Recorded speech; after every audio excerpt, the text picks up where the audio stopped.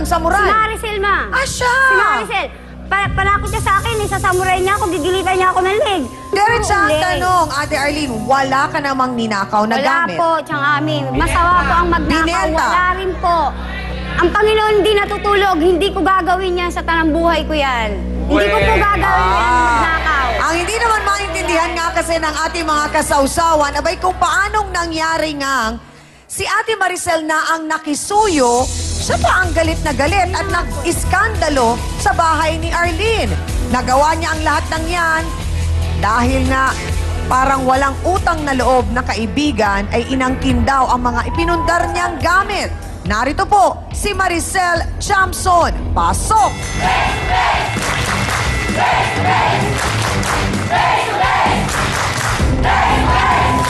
Sandali lang! Maricel! Uunawain natin ang damdamin ni Ate Maricel at kung init naman. Yan ang alamin natin pagkatutukan nyo. Ito po ang kasama nyo sa umaga. Sabi mo, ang TV nandoon saan? Sa bahay po nila, sa bahay ng nanay mo. At ba? Oh my goodness! Ay, paano na ngayon yan? Hindi kayo makakapanood ng face-to-face pag alang TV.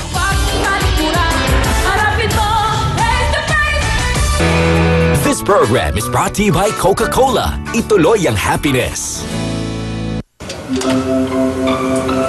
Kaloy po, Laking Marikina at President for Happiness ng Coca-Cola. Sabi nila, ang trabaho ko, pasayahin kayo. Astig, no?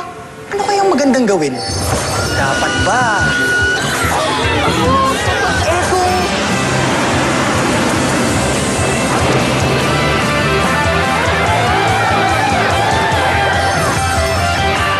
Alam ko na!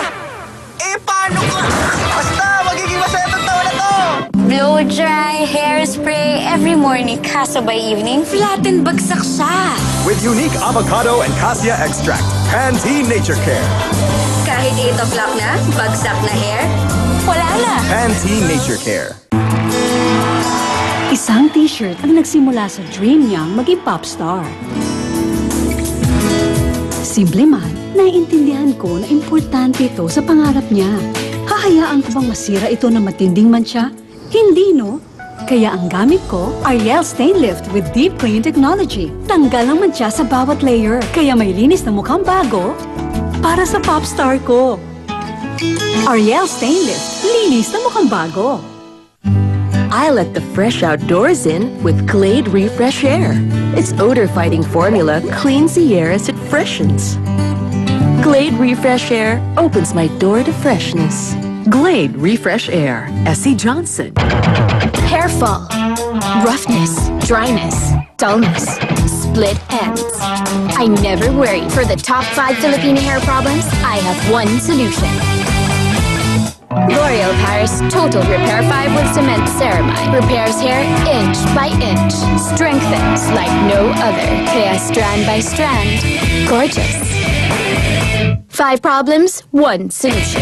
For only $4.50. Because every Filipino's worth it. Kumanta ng maaliw at mabaliw.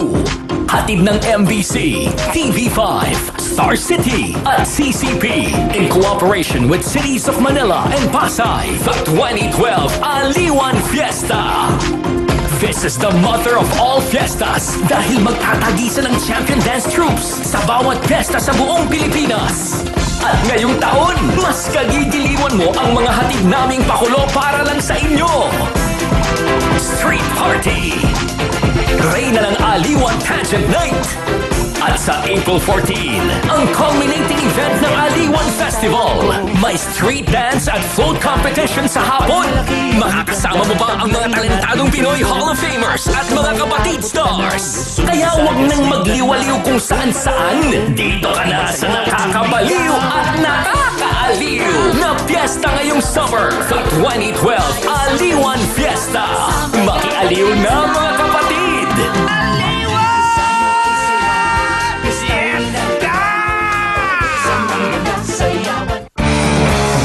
And now, back to Face to Face dito sa TV5.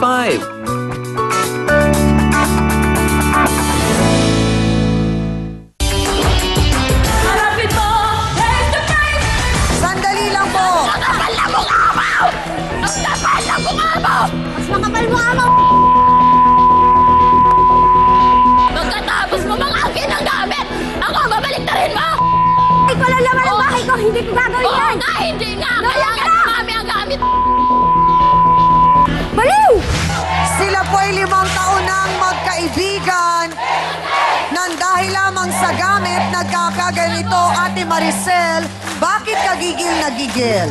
Gusto namin mapakinggan ang panig mo. Lakas ang loob mo. Bakit ka nag-iskandalo sa bahay ni Arlene? Paano po hindi mag-iiskandalo na? Kinukuha ko lang ang gamit ko, ayaw na ibigay kaysa sa Diretso ang tanong, kanino mo iniwan ang gamit? Sa asawa niya.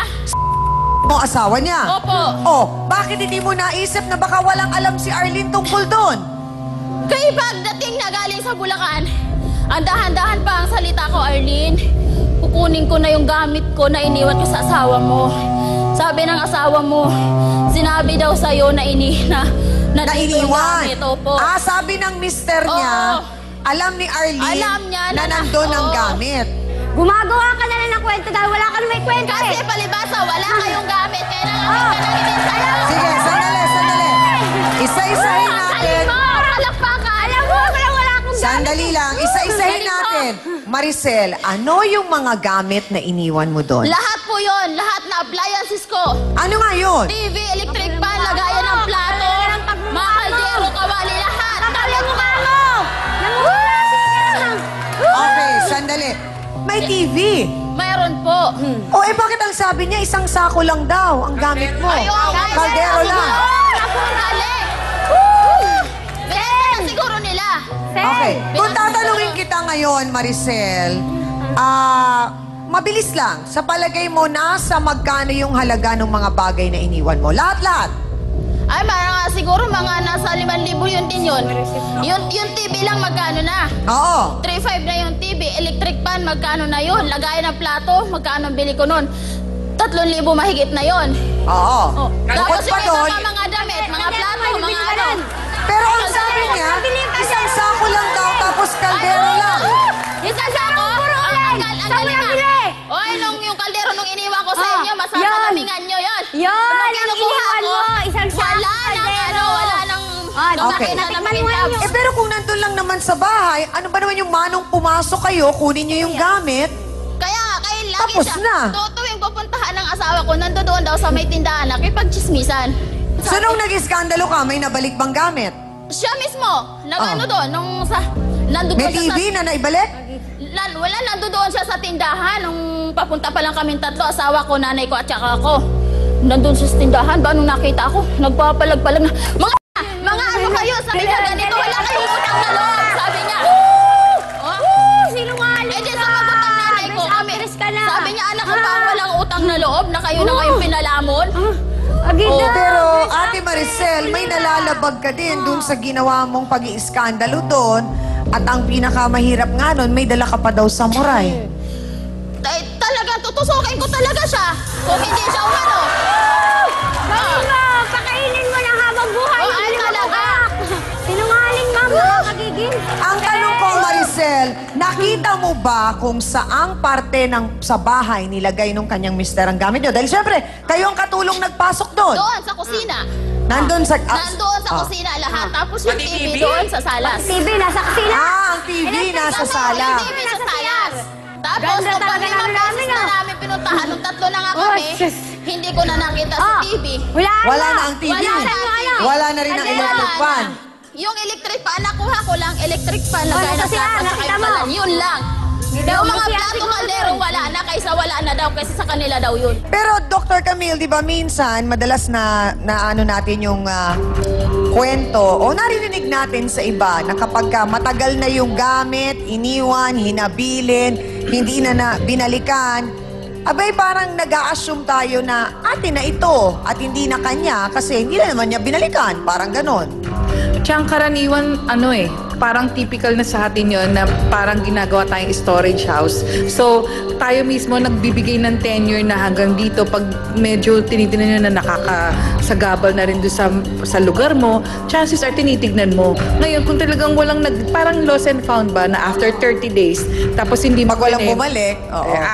di-dispose na. Dahil kasi, unang-una, yun ang tinatawag nating sense of propriety. Alam natin na may-ari niyan, hindi natin papakailaman. In fact, sasabihan pa natin mga anak natin, oy, kay tita, ganito yan ha, wag Huwag kang bubuksan, Oo. gagalawin. Once na nabisto, ang defense mo, ay, hindi ko alam na nandito yan. Ay, may gumamit pa. Malay ko ba? So, kumisan, gumagawa tayo ng mga ganitong klaseng alibay para na rin depensa natin sa sarili, which is normal. Pero mas maigi magsabi ng totoo para sa ganun, hindi tayo magkakaroon ng problema na mag-aaway kayo.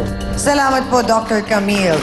Ate Maricel, ako naman ang tanong ko, saan mo nakuha yung ideya o konklusyon na binenta nga ni Ate Arlene ang gamit mo? Kay hindi ko na po nakikita sa loob ng bahay nila tuwing So pupunta. parang opinion mo lang din yun, Opo. haka-haka mo, Opo. parang ganon. Ano pang isipin ko? Di wala na, binenta na nila, pinagkapirahan. Ilan Saan kayong ba? taong nagdala nun sa bahay nila Ate Arlene? Dalawa kami ng asawa ko. So alam din ng asawa Alam mo na ng may asawa TV ko. talaga. Alam ng may asawa electric ko. May nakakita sa inyo. Kasi parang ang hirap, kailangan mong patunayan ngayon na talagang ipinasok mo ang lahat ng gamit na yon sa bahay nila Yung Ate kumare Arlene. ko. Yung kumare ko, lahat na nakakaalam din ng mga gamit ko kung ano yung itsura ng mga gamit ko, kung ano yung mga gamit ko. Nakita rin niya. Nakikita niya sa loob ng bahay ko. Pero nakita ba niya? Pero nakita niyang ipinasok mo sa bahay ni Ate Arlene? Nakita.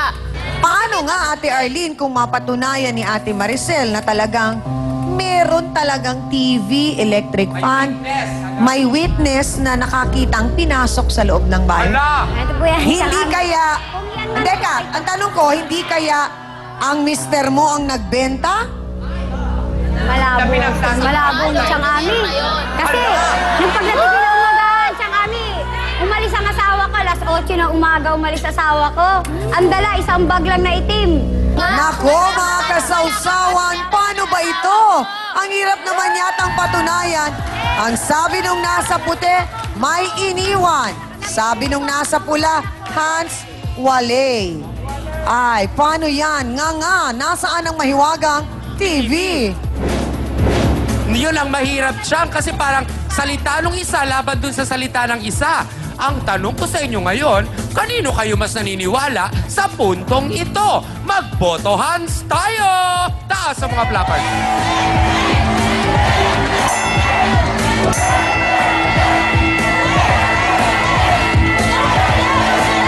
Nakutsyang mukhang first round ng ating boto hands. Medyo mas maraming kumbinsido sa kwento nitong si Ate Maricel. Pero may mga naniniwala din naman na bilang kaibigan ay hindi naman kayang gawin ni Arlene yun na ibenta ang mga gamit na iniwan sa kanya. Baka lang talagang may nangyari sa mahiwagang TV ito. Ano kaya yun? Matuklasan kaya natin, yan ang ating boto hands. Abay, kanina may nabanggit ka na kumare mo na si Julie. Oh, na hindi rin niya nagustuhan yung ginawang pag-iiskandalo Totoo po yan. nito ngang si Ate Maricel at nainis siya doon sa ginawa na yon. Pang-iskandalo niya, sinichismis ni kasi nito na may dalang kanin papunta sa bahay, bago makarating sa amin, dadaan sa mga chismosa, ay ito doon, kasi mga patay gutom yung mga anak niya. Galing! Bakit naman kaya apektado rin itong susunod nating bisita sa ginawang pag-iiskandalo ni Maricel? Kaya naman siya mismo ang nagsabi kay Arlene na talagang pumatol na at gumante sa reyna ng iskandalo. Doon nga daw sa kanilang lugar. Narito po si Julie Rapon. Pasok!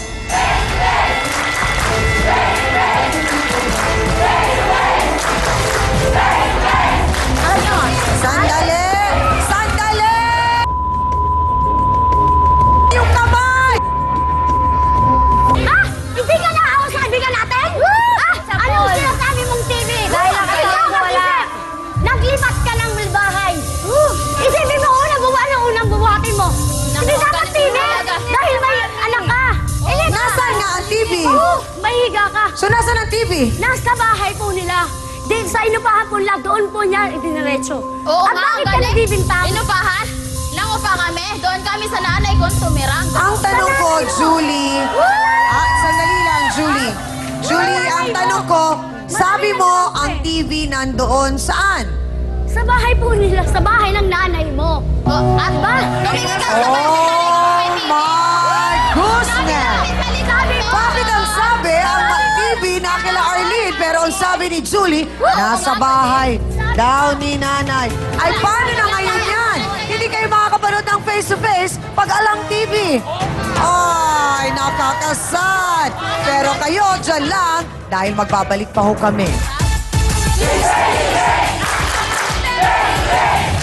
Ang tanong ko po, may nangyari po bang insidenteng nag-iskandalo kayong dalawa po ni Maricel at pag pinagtulungan po ninyo si Arlene? Hindi kami nag-iskandalo. Siya na muna. Sinungaling ka. Nay, sandali po! Sandali lang po, wag po! Facebook sausawa na mga kapatid. Lovely Jen Emotin. Dear Amy, good day po sa inyong lahat sa F2F. Ako po ay dito sa Geneva, Switzerland. Pagkatapos ko po ng work, nagmamadali na akong umuwi sa bahay. Excited po akong panoorin ang F2F. Ang galing mo talaga. Ang daming mga kapwa nating mga iba't ibang kwento sa buhay na nakakalungkot at nakakatawa. Dalangin po naming makarating ka dito sa Geneva. More power sa F2F.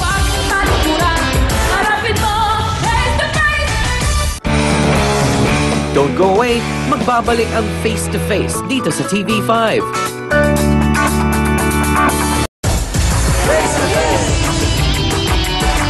Habang tayo po ay nag-break, halos maiyak-iyak si Ate Arlene na nakikiusap kay Ate Maricel at naririnig ko nga na sinasabi niya, Sel, bakit kailangang gawin mo ito? Talagang ang kinasasama ng loob niya ay ang chismis na kumalat dahil pati ang mga bata ay apektado. Bakit kailangan, sandali lang, anong sabi mo, hindi mapapatawad? Hindi ko yan mapapatawad. Mga bata na yan siyang ami. Hindi ko Mga anak ko. Mama, sabi natin Maricel patay gutom ako. Mama, gumagano. Kaya mo yan, may araw sa akin yan. Hindi na ako papayag nito. Ako, iwas. Hanggat maaari iwas. Pero ang magnanakaw, sige, tatanggapin ko na. Kahit hindi ko ginawa, tatanggapin ko. Pero ang mga anak ko, pagsabihan mo, hindi ako papayag at hindi ko gawin ang magnakaw ng gamit mo. Hindi ko pinagsasabihan ng mga anak mo. Kaya ilabas mo ebidensya mo. Sige. Hindi ka na ilabas mo. Okay, Julie, bakit mo nasabi na ang TV ay nandoon sa bahay ng nanay ni Maricel? Nakita mo ba doon? Ang TV na po yan, bago po sila maglipat, dinila po yon ng asawa niya doon sa bahay ng nanay niya. Na ang tanong namin nun, Maricel! Nakita mo? Nasa loob po ng bahay ng nanay niya. Nakita mo ba? Yun ang tanong ko. Nakita ko po. Kanina sabi mo sa bahay na nilipatan. Hoy, wala akong sinabi na hindi ka pupunta sa bahay mo. Bakit umabot ng ganyang kalala? Kung ang pinag-uusapan lang natin ay yung pagbalik ng gamit. Na siya doon. Ito yung mga gamit mo. Tingnan mo yung mga gamit mo dyan. Ganyan, ayan yung mga gamit mo, sabi niya. Kasi nagbabato sa akin. So, attorney, alam naman po natin na tayo mga Pilipino, hindi natin ugali yung talagang lahat ng bagay ay may kasulatan. Minsan nga sa utang, eto sa gamit. Kasi parang iniisip natin, nagtitiwala naman tayo dun sa pag-iiwanan at ayaw din naman nating masaktan o sumama yung loob ng taong pag-iiwanan natin. Naiisipin niya na baka nakawin yung gamit, kaya kailangan pa ba may kasulatan. Pero ang iba sabi, kahit sa nanay mo, magpautang ka, sa kapatid mo, dapat lahat in writing. Pagka ganito po bang may iiwan na gamit, kailangan may kasulatan pa? Tama kayo doon, Chang, na yun nga, may mga konsiderasyon na gano'n, na sa kalagayan nating mga Pilipino, naging kostumbre na natin na yung pag tayo nagtiwala sa ating kapwa at lalong higit, naging kaibigan natin, pag may mga pinagkatiwala tayong bagay sa kanila, ay talagang kahit wala nang kasulatan. Hindi sa wala tayong tiwala sa ating kapwa, kundi siguro yung bang hindi maaari natin pagtiwalaan yung ating memorya Dahil maaaring magkaroon tayo ng mental lapses, pagka ganyang medyo marami na, so mas mabuti po na talagang magkaroon ng listahan, ilista, i-itemize kung ano yung mga bagay-bagay na ipagkakatiwala natin sa ating kapwa at ipakita natin sa ating sa kapwa na o kaibigan natin, yung mga items na yon, pa-receive natin. Wala naman pong... Para klaro, Para maliwanag. maging klaro po. Oo, na yun ang mga gamit na iniwan at yun din ang babalikan na mga gamit. Tama Kaya po yan. lang, wala pong naging ganong kasulatan, kaya umabot sa puntong matapos ang 5 araw, nag-iskandalo ngayon po itong si Maricel.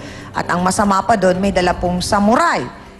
Naunawaan namin, Ate Maricel, na gamit mo yon, pinaghirapan, pero yung pong ginawang pag-iiskandalo at yung dalang samurai, pwede naman din pong kasuhan ni Ate Arlene itong si Maricel. Hindi na rin po makatwiran yung ginawang yon ni Maricel tsaka Mitz. Dito kasi, maring malabag ni Maricel yung sinasabi sa ating revised penal code na grave threat. Dahil sabi nga niya, talagang tutusukin ko yan. Oo, sinabi pa niya yun. Narinig nating lahat. Opo, hindi naman na po yun makatwiran at yun maring makalabag siya sa batas tsaka Mitz. Maraming pong salamat, Attorney Ben Acosta. Ang mahirap kasi dito na ngayon ay paano natin mapapatunayan kung saan nga ba talaga napunta ang TV at paano rin ba, Ate Maricel, kung iisipin mo na yung taong pinag-iwanan mo, yung asawa ni Ate Arlene, baka naman siya ang may ginawa doon sa TV.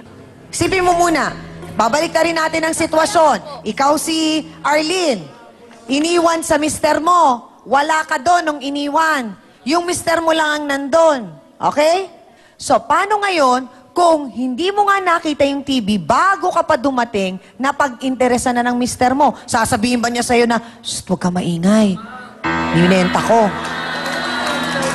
Ang pinag-iwanan mo ng TV, sino? Yung asawa niya. So, posibleng ang nagkaroon ng interes yung asawa sa TV na hindi alam at walang kamuang-muang si Arlene na ginawa ng mister niya yun. Pero buo na kagad yung isip mo na hindi si Arlene. Kaya tuloy, sinasabi ngayon, walang utang na loob si Arlene kasi naging mabait at matulungin daw ang anak niya na si Maricel, pero kawalang hiyaan pa rin daw ang iginanti nito. Bakit kaya umabot sa puntong yun ang nasabi ng nanay nitong si Maricel? Hindi kaya dahil sa ang dami rin niyang sinasabi sa nanay niya? Narito po, alamin natin ang damdamin po ni Aling Enriqueta Candelaria. Pasok!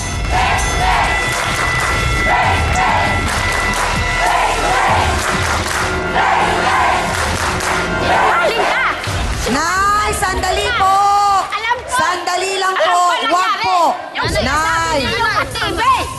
Yung sinasabi niyo yung TV, dinala sa amin, wala! Wala! Wala! Wala nga kami kuryente!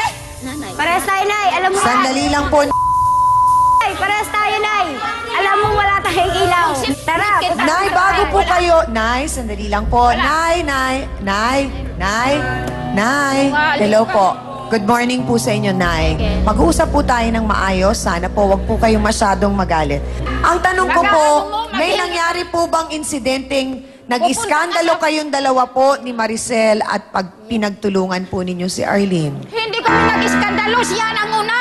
Sinungaling! Nay, sana maalala mo, nung 2 beses kayo sumugod sa bahay. Huling kasama ang asawa niya. Binato mo! Muntik na ako tamaan! Totoo po yan. Binato ko talaga dahil sobrang bunganga ng anak nyo. Ini-iskandalo nyo ako sa baba. Ayan na, Binato ayan ko na. po talaga siyang ami yung mga kaldero nyo. Puro paulit. Abay mga kasawsawa, naunawaan din naman natin ang sama ng loob ni Ate Arlene, pero bilang ina, apektado na rin po si Aling Enriqueta sa mga nangyayari sa kanyang anak na si Maricel. Pagkatutukan po ninyo, magbabalik ang paborito niyong kasama sa umaga, ang Face to Face. Nakita niyo po bang si Julie nagpunta sa bahay niyo? Oo. Ang sinasabi po kasi niya, nakita daw po niya ang TV nandun sa bahay niyo. Wala nga kami ilaw kasi na ginagamit namin. Ba't mag-TV pa kami? Di ba ni Baka dito nakita mo sa likod ko. Miss Amy Perez would like to thank the following: Dr. Steve Barkan of GAOC Dental Clinic, Salon de Manila, Watercolors Makeup, Gloss Nails, Discovelli Eyewear, Dr. Manny and Pai Kalayan, Wade. Hans Mortel would like to thank the following: Dr. Ariel Recto Dabalus, Nail Necessity, Hand, Foot, and Body Spa, a necessity for your body and soul. Face to Face would like to thank the following: AXN Time and Sports Shades, F101, Wear Your Needs, Home Appliances by Minami, galing ng quality. Lucida DS, thank you Lucida. Ito ang tunay na masarap. Select soy sauce, kaya toyo pa lang, ulam na. Ito ang bilhin. Prime Rocks Bleach, ang bleach na di masangsang, mabisa na, mura pa, gawang Pinoy. Metropolis Suites, your urban getaway in Davao. Harold's Hotel.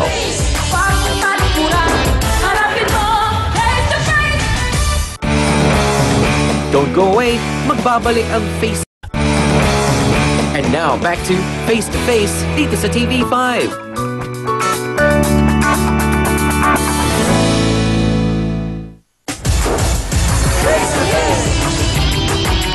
Sabi nga po ni Aling Enriqueta, wala sa kanila ang TV, hindi iniwan po sa inyo ni Maricel ang TV niya. Hindi ko alam sa kanila kung nasaan na. Kung nasaan yung TV na yun. Pero alam po ninyo na doon iniwan ni Maricel sa mister po ni Arlene. Sa totoo lang sa kami, hindi ko po talaga alam kahit...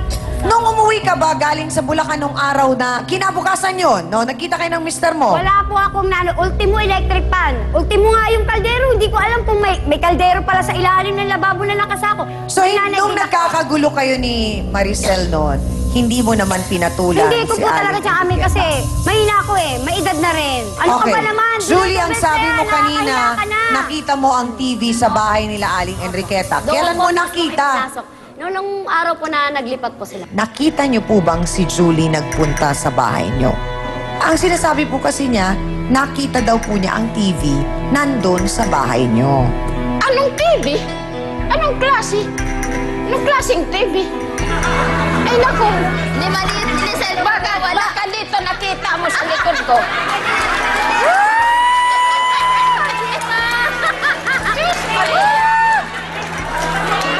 Kahit ngayon, pag uwi natin, puntahan mo dun sa bahay kung may TV. Si Julie, nagalak sa inyo ng cellphone. Wala nga kami ilaw kasi yun ang ginagamit namin. Mag-TV pa kami. Para sa'yo walang ilaw, kaya hindi ko pag-iinteresan kung kayo may gamit na iniwan. Ang tanong ko, Maricel, ay ganito. Paano, Maricel, paano kung matagpuan mo ang TV? Paano lang, ipagpalagay natin, matagpuan mo yung TV. Tapos, paano mo ngayon maibabalik o magagawa ng paraan yung mga salitang nabitawan mo na masasakit? Hindi ba, Maricel?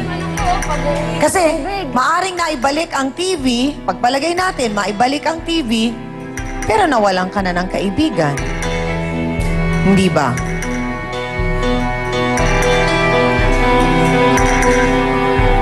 Mula po sa binawing kagamitan, umabot sa matinding awayan ang isyu ng ating mga bisita. At upang sila po ay matulungan at mas gumaan ang kalooban, oras na po para sila ay kausapin ng ating trio tagapayo. Kung nakabato ka tapos may nasaktan ka, kung hindi sila yung nasaktan mo, magpapagamot ka pa. Kasi magulo na rin po talaga sa utak ko So, okay na kahit na hindi na makita yung mahiwagang TV. Ha? Mahiwaga talaga Ako hanggang ngayon nahihiwagaan Sana po ay kahit paano nakatulong ang trio tagapayo sa inyo na mas maging bukas po ang isipan ninyo. Lalo na sa iyo, syempre, Ate Maricel, naunawaan namin ang damdamin mo. Pero sana, naunawaan mo rin naman si Ate Arlene kasi talagang lahat kami napaisip na baka nga may malaking posibilidad na baka yung kanyang mister ang nag-interest sa TV at wala talagang alam si Ate Arlene. Kaya't parang yun ang talagang pinilit na ipaunawa sa inyo at ipaliwanag din ng ating trio tagapayo. Kaya, Attorney Ben, may mensahe pa ho ba kayo sa ating mga bisita? Tama siya ang naging punot dulo ng naging alitan ng magkaibigan na ito sa kalagayan ni Maricel sa ni Arlene. Magkaibigan sa loob ng 5 taon ay yung pagkawala ng telebisyon ni Maricel na di umano ay kanyang ipinagkatiwala sa puder ng asawa ni Arlene. Hindi natin na-resolve yon kung nasaan ngayon yung TV, kaya't na natiling hiwaga. kung nasaan ngayon yon. Subalit, huwag sana nating isipin na sa relasyon ng magkaibigan, hindi dapat maging hidwa ang pangmatagalan o hanggang sa tayo ay mamatay ang mga material na bagay. Sapagkat tandaan natin, mas mahalaga ang buhay. Mas mahalaga ang pagkakaibigan kaysa mga bagay na pangmaterial. Yun lamang.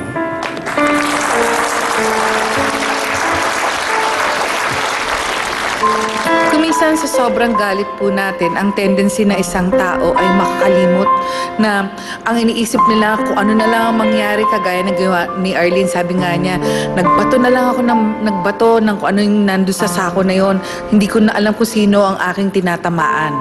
Just the same sinabi rin ni, sabi ni Maricel kanina, wala naman akong ano eh. Yun lang yung pakiramdam ko na parang binabato niya ako. Kaya nung ano na gusto kong tusukin, yung gano'n na pananalita, alam niyo, napapansin niyo, hindi natin naiisip na masyadong makapangyarihan ang ating pananalita na to the point na nakakasakit tayo ng ating mga damdamin. So sana bilang isang mabuting tao, Maricel, nagawan mo ng paraan na pagpasensyahan yung mga bagay ng TV. Hindi nadadala sa langit ang TV. Ang nadadala sa langit yung mabuting ginawa dito sa lupa. Ibalik nyo ang respeto at pagtitiwala at magkabati sana kayo. Yun lang.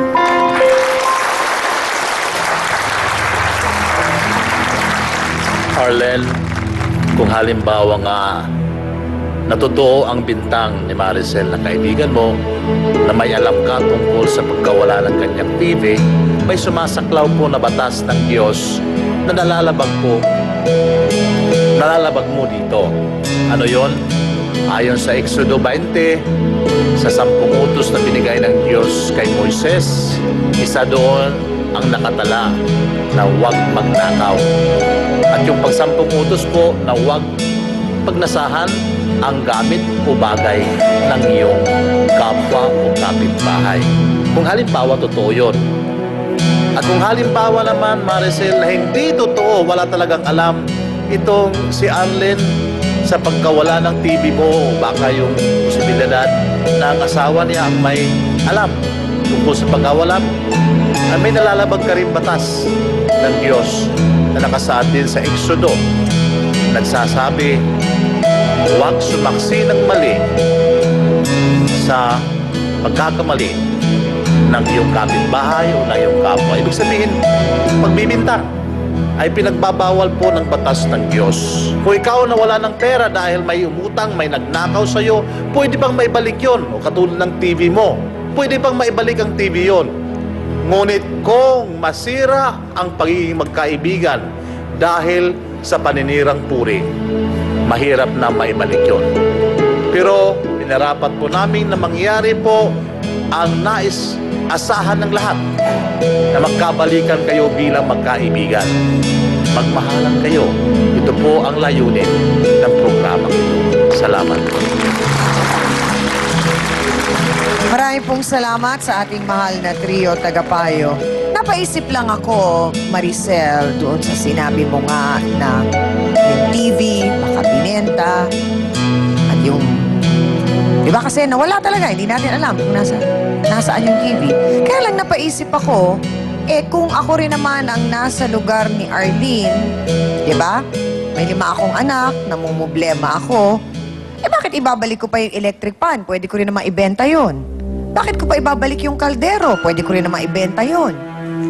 Pero naibalik sa'yo. So may malaking posibilidad talaga na wala siyang kinalaman sa kung ano man ang nangyari sa TV, marahil talaga, baka yung asawa niya, o hindi naman natin pinagbibintangan, ito yung isang malaki pa ring katanungan, baka yung asawa niya ang may kinalaman doon. Kasi hindi na natin siya mahagilap, di ba? Pero, ang leksyon na natutunan natin dito ay, ang dami ng mga nabitawang masasakit na salita.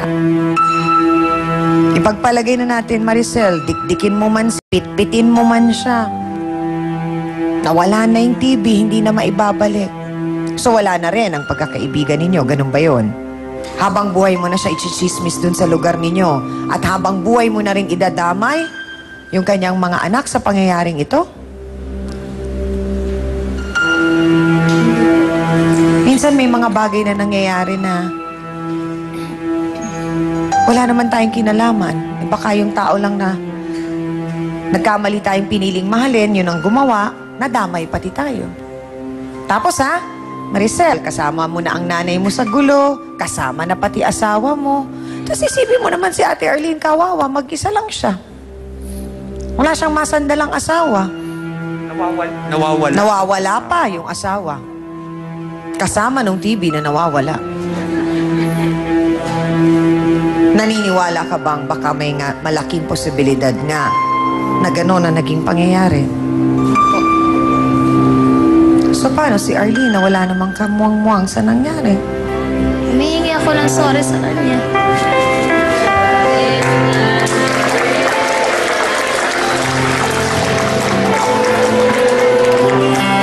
Alam mo, bakit hindi na lang kayo magtulungan? Tulungan mo makahanap si Arlene ng trabaho, tapos ikaw din, Arlene, tulungan mo si Maricel, tapos bumili kayo ng bagong TV ulit. Diba? Tapos sabay kayong manonood ng Face to Face. Humingi na daw ng tawad, Arlene.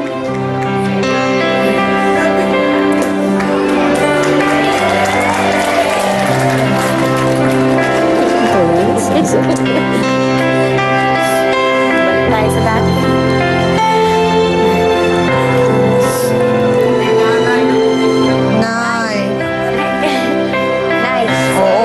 Ka rin naman ng dispensa, Arlene, kasi nga pinagbababato mo yung gamit.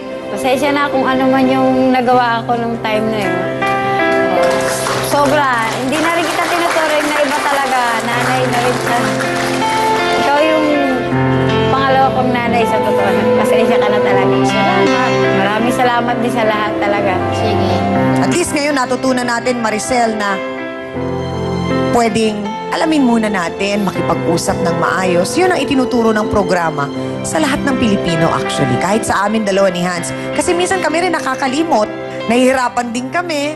Tao lang tayo lahat. So magandang tayo-tayo nagbabantayan, nagpapaalalahanan. At kayo bilang magkaibigan, yun din yun. Tama ba ako, Julie? Ano mang masasabi mo naman sa iyong kaibigan na si Maricel? Sabi sa ngalan ng TV, nagkaganito? Marcel, pagpasensya mo na rin ako dahil nadala ko lang din sa Arlene na sobrang mahirap na, inaapi pa. Hinihingi ako ng sorry sa nagawa ko sa'yo. Sa'yo rin po, Nay. At sana rin kung nanonood ang asawa ni Ate Arlene at sabi mo nga saan siya na destino, anong lugar? Alam mo ba? Sabi sa Hulo. Ewan ko, layo nga eh. Sa Hulo? Sa Hulo? Basta malayo eh. May Bulacan, may... Sa construction siya nagtatrabaho. Kasi yung construction, babae yun. Malamang. Naku po. Babae yun, siyempre. Yun naman po ang aming pinakikiusap. Ano pong pangalan ng inyong mister? Sunny J po. Si Sunny. O gusto mo bang manawagan? Huwag ka nang babalik, Jay, Ay, ano pala? Ang bongga ng panawagan. Kasi... Abay, nagulat naman ako eh. Ako'y akala ko, baka namang gusto mo na makipag-usap, malaman kung nasa ng tinamaang ewan na TV at kung nasaan siya. Kung babalik mo siya, kung siya may kumuha ng TV, ilabas niya. Diba? Kasi... Bakit hindi bumalik? Umalis siya agad. Umalis na lang siya agad kasi baka iba rin. Ayaw na namin sa kanya. Kasi yung anak niya, 5 yung anak niya eh. Pero siyempre, Ate Arlene, meron din siyang responsibilidad sa kanyang Suportahan 5 niya, anak. Sana, kung nanonood po kayo, sana po masuportahan niyo yung mga bata at makatulong naman po kayo kahit na konti dahil kayo po ang ama ng 5 bata na yon na iniwan po ninyo kay Ate Arlene. So sana po ay kahit paano, makurot natin ang kanyang puso at makapagbigay naman ng kahit na konting suporta para kay Ate Arlene. So sana, Ate Maricel, tulungan mo rin si Ate Arlene. Sabi ko nga, di ba? Pwede kayo magtrabaho magkasama. Tapos bili kayo ng bagong TV. maraming salamat po, Aling Enriqueta. At ganun din sa iyo, Julie. Maraming salamat sa ating mga bisita. Aminan na po tayo, mga kapatid. Mahalaga po na sa bawat kasunduan o anumang bagay na pinagkatiwala po ay hindi lang po dinadaan sa mga salita-salita. Malaking tulong po ang kasulatan para kung may hindi po inaasahang pangyayari ay meron po tayong panghahawakan. Hindi po ibig sabihin ito na wala tayong tiwala sa ating kapwa dahil sa pamamagitan nito, magiging malinaw po ang lahat at maiiwasan ang turuan na maari naman pong humantong sa matinding galit at samaan ng loob. Isang punto pa rin po sa isyong ito ay ang anumang gamit o pera ay napagtatrabahuhan po at napapalitan. Pero ang tunay na kaibigan, hindi po nabibili at walang katumbas na halaga. Kung ang pagkakaibigan po ang masisira, baka hindi na po ito maibalik pa sa dati. Kaya sayang naman ang naging magandang samahan po ninyo. At para po sa ating face-to-face, heart-to-heart thought for the day, makapangyarihan po ang ating salita. Gamitin ito ng tama upang ang relasyon ay hindi masira. Salamat muli mga kapatid! Sa buong mundo, sa lahat po ng sumusuporta sa face-to-face, sobrang thank you po sa inyong lahat at sa iyo din, Hans Mortel. Salamat ang aking co-host. Sa dance squad na orange ngayon, Pongkan lang. At sa iyo, B1 at B2. Sa ating pong mahal na trio tagapayo na laging nandyan para sa ating mga bisita. At sa ating mainit na mga sausawero at sausawera.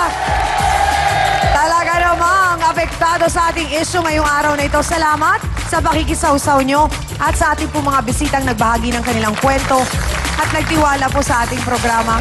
Maraming salamat. At sana rin po huwag niyong kalilimutan, every Saturday ang Untold Stories mula po sa Face-to-Face. 10:30 rin po ng umaga. Sana lagi rin po kayong manood niyan.